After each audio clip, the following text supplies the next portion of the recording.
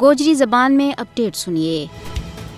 فسطائی مودی ظالمانہ قوانین کے ذریعے مقبوضہ جموں کشمیر نہ ایک نو آبادیات کے بچ بٹان کو راہ سارو کر رہی ہے۔ مقبوضہ جموں کشمیر نہ نو آبادیات بناؤن کو سلسلہ 27 اکتوبر 1947 میں شروع ہویا تھا، جد بھارت نے تمام بین الاقوامی قوانین اور اصولوں نہ پامال کرتا ہوا اپنی فوج نہ مقبوضہ جموں کشمیر کے بچ داخل کیا تھا۔ مقبوضہ جموں کشمیر میں بھارتی شہریوں نہ ووٹ کو حق دینا نو آبادیاتی ریاست بناؤن کی طرف اگلو قدم ہے، جس کے تحت بھارت کو کوئی بھی شہری اوت ووٹ سٹ سکے۔ کل جماعتی حریت کانفرنس کو کہنا ہے کہ بھارتی شہریوں مقبوضہ جموں کشمیر میں ووٹ سٹن کو حق دینا مودی کا نو آبادیاتی نظام کو ناپاک منصوبہ ہے۔ بدنام زمانہ تہاڑ جیل میں نظر بند کل جماعتی حریت کانفرنس کو چیئرمین مسرت عالم بٹ کو کہنا ہے کہ بھارت کا طرف سے مقبوضہ جموں کشمیر نو آبادیات میں بٹانو اسرائیلی پالیسی کو واضح ثبوت ہے، جس نے کشمیری عوام کسی بھی صورت میں برداشت نہیں کر سکے۔ ان تمام ناپاک کاروائیوں کو مقصد مقبوضہ کشمیر میں ہندو وزیر اعلیٰ نہ مسلط کرنا ہے، تاکہ مقبوضہ جموں کشمیر کی مسلم شناخت نہ